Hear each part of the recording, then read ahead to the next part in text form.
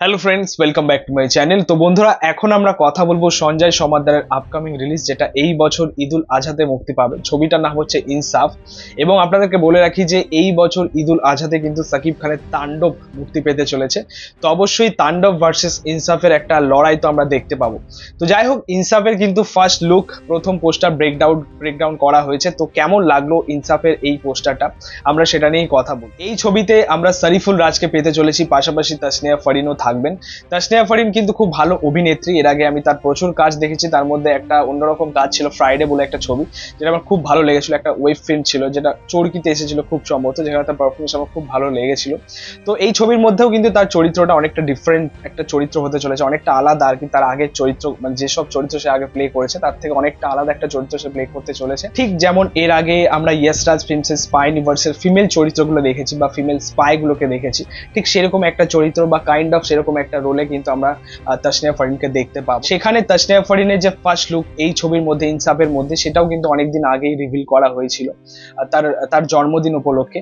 তো সেখানে কিন্তু তাসনিয়া ফারিনকে আমার দারুণ লেগেছে এই চরিত্রটা, এবং ভালো মানিয়েছে। অ্যাকচুয়ালি তার যেরকম বডি ফিটনেস, এরকম চরিত্রেই তাকে বেশ ভালো মানায়। তো তার কাছ থেকে ভালো কাজ পাবো এটুকুনি আশা করা যায়। এবং তার পাশাপাশি আমার মনে হয় শরীফুল রাজ এবং তাসনিয়া ফারিন হয়তো প্রথমবার একটা জুটি বাঁধতে চলেছেন। তো তাদের কাজটাও কিন্তু দেখার জন্য ওয়েট করে আছি। পাশাপাশি আমরা যদি শরীফুল রাজকে নিয়ে কথা বলি, দেখো আমি পার্সোনালি শরীফুল রাজের এর আগে প্রচুর কাজ দেখেছি। আমি পরান দেখেছি, দামাল দেখেছি, আমি হাওয়া দেখেছি, এরকম প্রচুর কাজ দেখেছি। আমি মনে করি বাংলাদেশে এমন কিছু অ্যাক্টর, এমন কিছু অভিনেতা রয়েছে যারা জাত অভিনেতা, যেমন মোশাররফ করিম, চঞ্চল চৌধুরী, অপূর্ব, আমাদের আফরান নিশো, এবং তার মধ্যে শরীফুল রাজও রয়েছে। তো অবশ্যই শরীফুল রাজের এই কাজটা নিয়ে কিন্তু আমি খুবই এক্সাইটেড। এবং সত্যি বলতে এদের সকলের কাজ দেখলে মনে হয় এরা যেন জাস্ট মানে জন্ম নিয়েছে অভিনয়ের জন্য, জাত অভিনেতা যাকে বলে। তো অবশ্যই আমি খুবই এক্সাইটেড শরীফুল রাজের এই ছবিটা নিয়ে, ইনসাফ ছবিটা নিয়ে।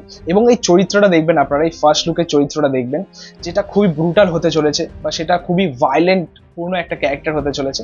তো অবশ্যই খুবই এক্সাইটেড। যেমনটা আমরা দেখতে পাচ্ছি বাংলাদেশে এখন অ্যাকশন ওয়ার্কার এক কাজ হচ্ছে, তুফান, তাণ্ডব, যেটা আগামী আসতে চলেছে।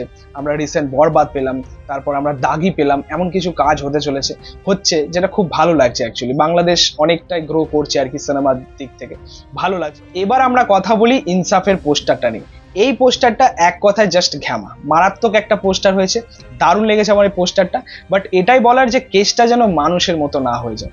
মানুষের মানে সঞ্জয় সমাদ্দার প্রিভিয়াস যে কাজটা আপনারা সকলেই জানেন, যে সুপারস্টার জিতের সাথে কাজটা ছিল, মানুষের যখন ফার্স্ট লুক রিলিজ করে, টিজার রিলিজ করে, ঠিক সেরকমই একটা হাইপ, এইরকমই একটা ক্রেজ কিন্তু তুলেছিল, এরকম একটা ঝড় কিন্তু তুলেছিল।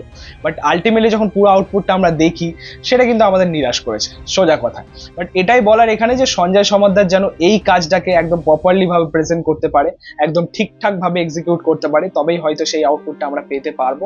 এবং যেন ব্যাটে বলে কানেক্ট করতে পারে ছবিটা, এটাই বলার। এবং এই ছবিটা একটা রিয়েলিস্টিক মানে একটা রিয়েল ঘটনা নিয়ে হতে চলেছে, সত্য ঘটনা অবলম্বনে তৈরি হতে চলেছে ছবিটা। তো সেটা কি সত্য ঘটনা সেটাও হচ্ছে দেখার, কারণ সবে মাত্র পোস্টার মুক্তি পেয়েছে, এরপর টিজার ট্রেলার আসবে, তারপরেই হয়তো আমরা পুরোটা ক্লিয়ার হবে আর কি কোন ছবিটা বা কোন স্টোরিটা নিয়ে হতে চলেছে। বাট অবশ্যই ইনসাফ নিয়ে কিন্তু খুবই এক্সাইটেড। আমার কিন্তু পোস্টারটা ঘ্যামা লেগেছে।